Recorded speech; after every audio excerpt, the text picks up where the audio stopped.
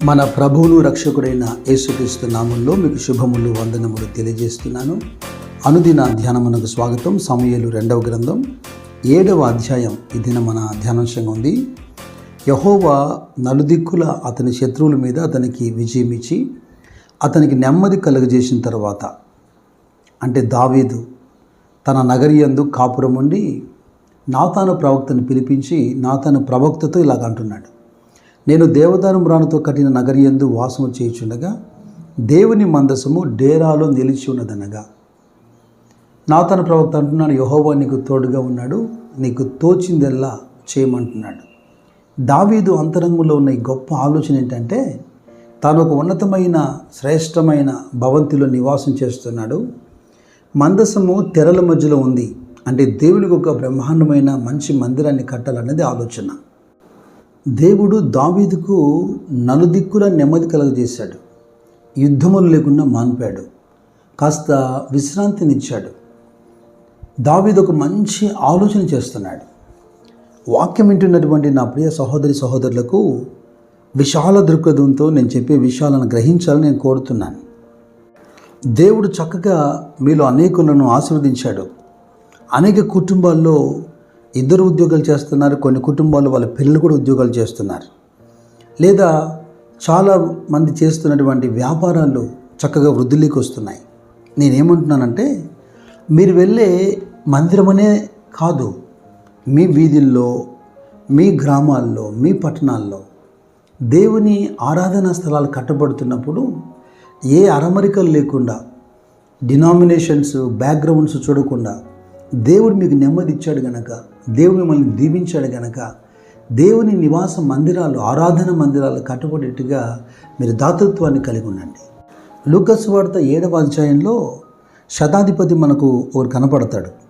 అయితే ఆ శతాధిపతి దగ్గర ఉన్న ఒక ప్రియుడైనటువంటి సేవకుడు వ్యాధిగ్రస్తుడై మరణ పడక మీద ఉన్నప్పుడు అతనికి ప్రార్థన చేయాలని, అతన్ని స్వస్థపరచాలని శతాధిపతి యేసు ప్రభు దగ్గర వర్తమానం పంపాడు. అయితే యూదుల పెద్దలు యేసుతో అంటున్నారు, నీ వలన ఈ మేలు పొందుటకు అతడు యోగ్యుడు, అతడు మన జనులను ప్రేమించి మనకు సమాజ మందిరము తానే కట్టించినని ఆయనతో చెప్పి మిక్కిలి బతిమాలుకుంది. యేసు ఆ వ్యక్తిని స్వస్థపరచడానికి వెళ్ళబోగా తిరిగి ఆ శతాధిపతి నేను యోగ్యుడిని కాడని, మాట మాత్రం సెలవిస్తే వీడు బాగుపడతాని చెప్పడం, ఇదంతా కూడా మనం ఎరిగి ఉన్నాం. కానీ నేను చెబుతున్న అంశం ఏంటంటే, సమాజ మందిరమును అతడు ఒక్కడే కట్టించేశాడట. అంతటి యోగ్యత కలిగిన మనుషులు ఈ రోజుల్లో కూడా ఉన్నారు. కాస్త మనం ఆలోచన చేయాలంతే. సువార్త ప్రకటన జరుగుతున్న చోట, బహుగా ప్రయాసపడుతున్న చోట డబ్బులు లేకుండా పోతుంది. విస్తారమైనటువంటి ధనమున్నటువంటి సంఘాల్లో సువార్త కొరబడుతుంది. ఈ అంత్య దినాల్లో ఈ డినామినేషన్ అనేటువంటి గొడవలు పక్కన పెట్టి ఆ గోడలు కూల్చివేసి దేవుని రాజ్య విస్తరణలో మీరందరూ పాలు పొందాలి. ఆ దిశగా మీరు ఆలోచన చేయాలి. ఎజ్రా గ్రంథంలో 1వ అధ్యాయంలో ఆ 3వ వచనం గమనిస్తే అక్కడ కోరేషు ఒక చాటింపు చేస్తున్నాడు. ఏంటి ఆ చాటింపు అంటే, కావున మీలో ఎవరు ఆయన జనులై ఉన్నారో వారు యూదా దేశమందున్న యెరూషలేముకు బయలుదేరి యెరూషలేములోని దేవుని మందిరమును, అనగా ఇజ్రాయేలు దేవుడైన యెహోవా మందిరమును కట్టవలెను, వారి దేవుడు వారికి తోడయుండును గాక. గ్రామాల్లోనూ వీధి మూలల్లోనూ చిన్న చిన్న సంఘాలు నిర్మించబడుతున్నాయి. సేవకులు ప్రయాసపడుతున్నారు. ఇదివరకే ఎస్టాబ్లిష్ చేయబడిన కుటుంబాలు, ఉద్యోగస్తులు ఎంతమంది ఉన్నారో వారు వెళ్తున్నటువంటి సంఘానికి సంబంధించినది ఇది కాదు అని చూసి వెళ్ళిపోకుండా, ఇక్కడ కోరేషు చెబుతున్న ఆ మాటల్లో దేవుని ప్రజలు, దేవుని మందిరం, దేవుని ప్రజలు, దేవుని పని, అది మాత్రమే మీ ఆలోచనలో ఉంచండి. అయితే ఇలాగున దావీదు తన కోరికను నాతాను ప్రవక్తకు వెల్లడిపరచగా దేవుని వచనం చూడండి. ఈ సమూయేలు 2వ గ్రంథం 7వ అధ్యాయంలో 5 నుంచి 17 వచనాలు దేవుడు నాతాను ద్వారా దావీదుతో మాట్లాడుతున్నాడు. ఈ మాటల్లో తాత్పర్యం ఏంటంటే, నేను మందిరాన్ని కట్టించమని ఎప్పుడూ ఎవరిని అడగలేదు, అయినా నువ్వు కట్టించే మందిరంలో నేను సరిపోగలనా అంటూ మాట్లాడుతూనే దావీదు హృదయ ఆలోచనను ఆమోదిస్తూ దేవుడు ఒక సిఫారసు చేస్తున్నాడు. అదేంటంటే, నీకు నేను కుమారుని ఇస్తాను, గర్భఫలాన్ని ఇస్తాను, ఆ కుమారుని ద్వారా నేను నా నామ ఘనత కొరకు ఒక మందిరాన్ని కట్టిస్తాను.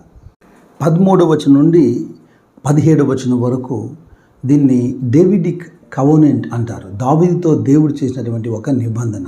ఇది శాశ్వత కాలమైన నిబంధన. ఎందుకంటే దావీదు తర్వాత దావీదు పిల్లల్ని రాజ్యాన్ని, సింహాసనాన్ని స్థిరపరుస్తానని, సౌలుకు దూరమైనట్టుగా దావీదు కుటుంబానికి కృప దూరం చేయనని, ఒకవేళ దావీదు పిల్లలు ఏదైనా తప్పు చేస్తే మనుషులను శిక్షించినట్లుగా బెత్తములతో వారిని శిక్షిస్తానని, అంత మాత్రమే కానీ వారికి శాశ్వతంగా కృపను దూరం చేయనని ఒక వాగ్దానం చేస్తున్నాడు.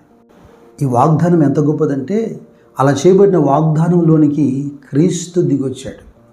దావీదు కుమారుడైన యేసుగా శాశ్వత రాజ్యాన్ని, శాశ్వత సింహాసనాన్ని స్థిరపరిచేందుకు.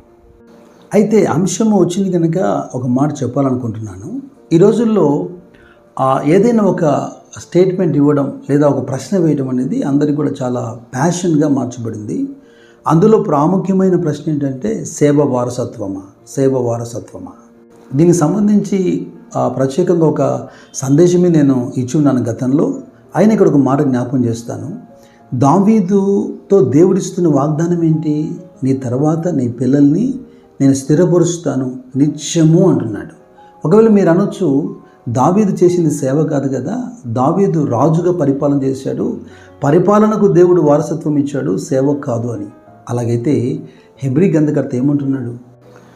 హెబ్రీ కాదు, అపోస్తుల కార్యాలు కదా. అపోస్తుల కార్యములు 13వ అధ్యాయంలో 36-37 వచనాలు, దావీదు దేవుని సంకల్పము చొప్పున తన తరము వారికి సేవ చేసి నిద్రించి, దేవుని అధికారం కింద దేవుని చేత నియమించబడిన రాజైనా, యాజకుడైనా, ప్రవక్త అయినా, అపోస్తుడైనా, అది దేవుని రాజ్యంలో దేవుని కొరకు జరిగించే సేవ మాత్రమే.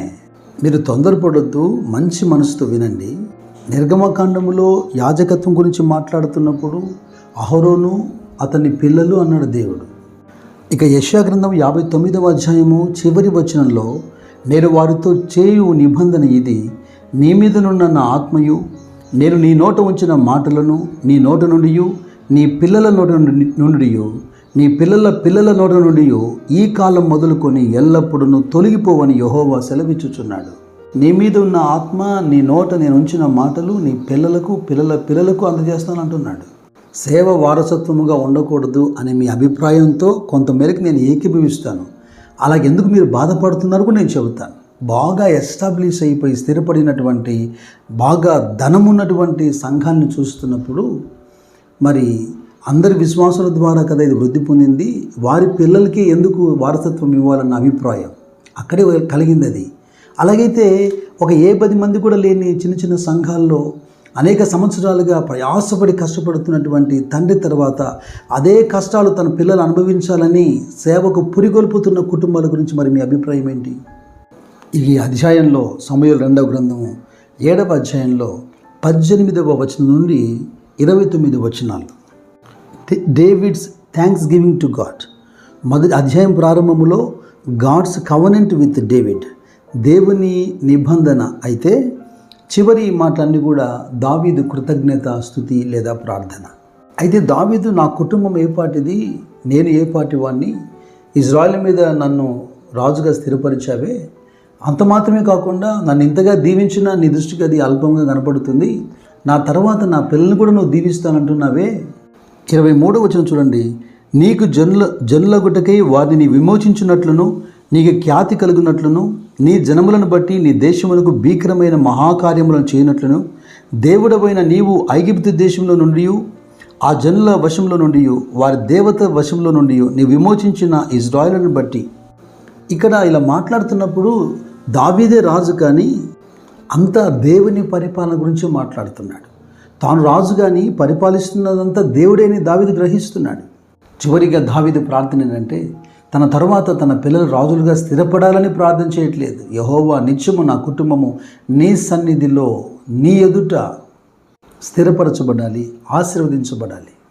దేవుడు ఆ ప్రార్థనను గౌరవించాడు, గణపరిచాడు. చివరిగా ముగింపుగా ఒక మాట జ్ఞాపం చేస్తున్నాను. దైవ సంబంధమైన ప్రతి కార్యక్రమాల్లో, సేవలో లేదా మందిరాలు కట్టబడే విషయంలో సనగక గొనగక ముందు వరుసలో ఉండండి, యాక్టివ్గా ఉండండి. ఎందుకనగా మన జీవితము ఆయనదే, మనం కలిగినదంతా కూడా ఆయనదే. ఆయన మనకి ఇచ్చిన దానిలో నుండి మాత్రమే మనం ఆయనకి ఇస్తున్నాం. దేవుని సేవించే విషయంలో దావీదు వలె దేవుడు మీకు మంచి హృదయము కలగజేయును గాక. God bless you.